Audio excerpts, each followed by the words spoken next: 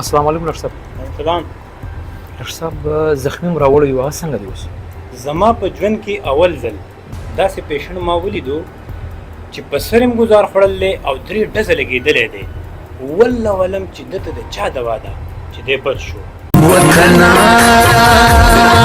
وطنا وطنا خاپیره ستا دماغ خراب دی.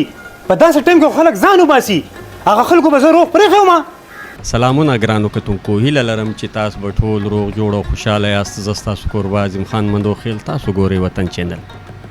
ګرانو کتونکو، زما پر څنګ باندې د پښتو شوبیز دنیا یو فنکار رازم خان ناست دی. له رازم خان سره د پر فن او پر ژوند باندې تفصیلي مرکه کول غواړو. تر ټولو له مخه زه په خپل پروګرام کې رازم خان ته ښه راغلاست وایم. السلام علیکم. ستړی مه شئ.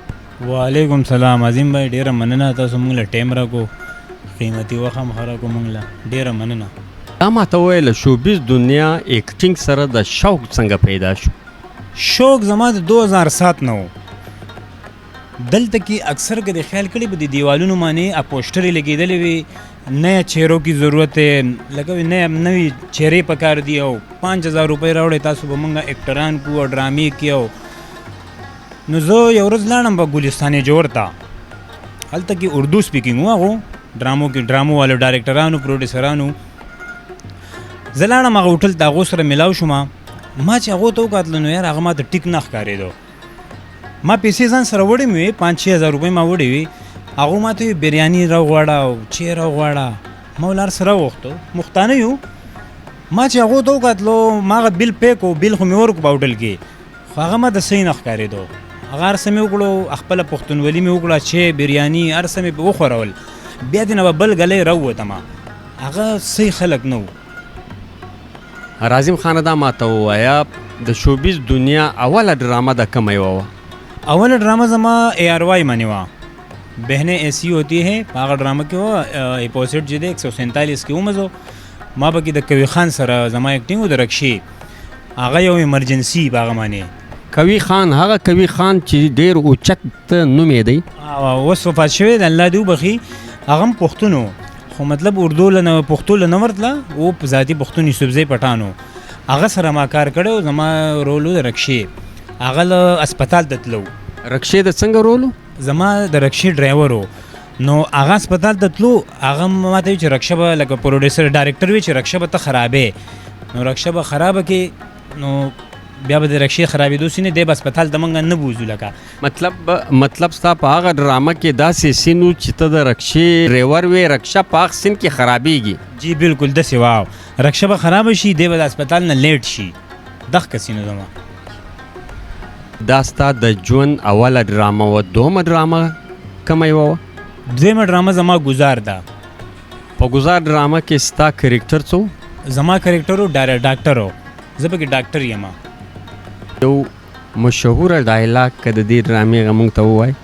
زما ډایلاګ پکې دا دی چې زما مخامخ چې کوم د پیشنټ هغه ملګری راشي که نه، هغه ما ته وایي چې موږ پیشنټ راوستی و، هغه څنګه دی. نو زه ورته وایم زما په ژوند کې اول ځل داسې پیشنټ ما ولیدو چې په سر یې ګزار خوړلی او 3 ډزه هم لګېدلی. والله ولم چې دا څنګه بچ شو، دته د چا دوا ده. بهترینه خوند یې وکړو. دا ماته وایه د شوبیز په دنیا کې تر کومه وخته د زړه غواړي چې زه به کار کوم؟ انشاءالله لکه وایم چې عمر بر پکې کوو. رازم خان دا ماته وایه را روان پروجیکټ د شته او که نه؟ انشاءالله را روان دی، زمونږ یو ډرامه را روانه ده که نه، په وطنونه پروډکشن باندې به انشاءالله دغه کېږي، او هغې نوم دی زما کفاره. په هغې کې زه کفاره ادا کوم. زما کفاره کې ستا کرکټر څه دی؟ په هغې کې زه مین هیرو یم، مین هیرو یم پکې زه. زما کفاره کهاني نویس څوک دی او په دې کې کومو فنکارانو د خپل فن مظاهره کړې ده؟ د هغې ډایرکټر خو تی او دغه مصنف چې دی فیروز خان زیګر صاحب دی، او زمونږ سره پکې دلبر دی، نادیا بټ ده او مانور ده، او مختلف نور فنکاران پکې هم دي زمونږ سره. هغو نومونه ماله نه راځي، خو دا پکې مین چې کومې اکټران دي د هغو نومونه ما تا ته ووایي. رازم خان دا ماته وایه زما کفاره کهانۍ پر څه ده؟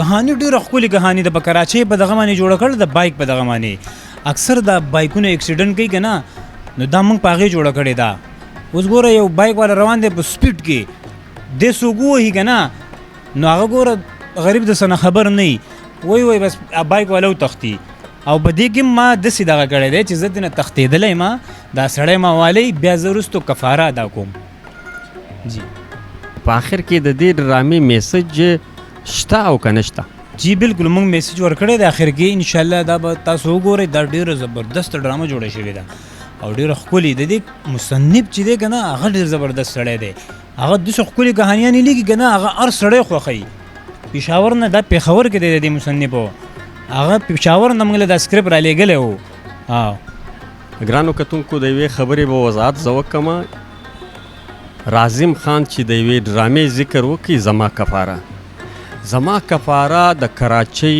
غوندې انټرنیشنل او غټ ښار په دې ښار کې بایک بې امتیاز زیاته دي هر کور کې یو بایک لازمن وي په دې ښار کې په ورځ کې ډېر اکسیډنټس کیږي دا ځوانان چې کوم بایک په دې ښار کې چلوي په ډېر سپیډ باندې چلوي په دې سپیډ چلولو باندې اکسیډنټس کیږي په مختلفو هسپتالو ته چې تاسو لاړ سئ تاسو ته به د ورځې کم از کم ډېر کیسونه داسې ملاویږي چې د بایک د اکسیډنټ په وجه باندې به یو پښتون یا بلوچ یا یو بل انسان زخمی شوی وي یا به مړ شوی وي او هغه هسپتالو ته به تللی وي په دې ډرامه کې دا میسج دی چې د کراچۍ په ښار کې په خاصه توګه پښتانه چې کوم بایک چلوي هغو ته پکار دی چې په دې ښار کې په ډېر احتیاط سره په ډېره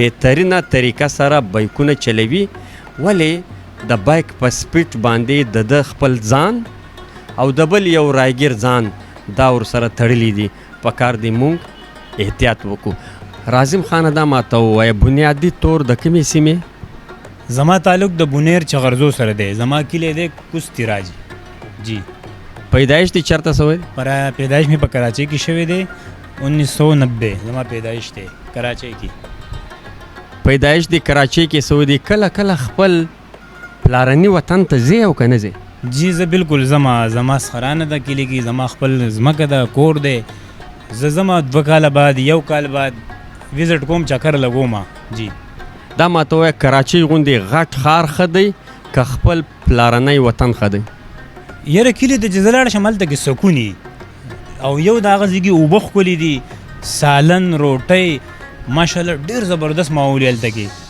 په آخر کې د وطن چینل مینوالو ته که د یو ښه ښایسته زبردسته پیغام په ذهن کې وي عظیم بھائی مینوالو ته خو موږ دا ویو چې زموږ چینل دی دا وطن چینل دی دا لایک کوئ سبسکرایب کوئ او خپل رای کمنټ وکړئ جی ډېره مننه کور د ودان ګرانو کتونکو زما کفاره ډرامه به انشاءالله ډېر زر په وطن رنګ پروډکشن چینل باندې چلیږي تاسو به ګورئ یاسته تر بل خوندور پروګرامو پورې ما او راظم خان دواړو ته اجازه راکړي د خدای په امان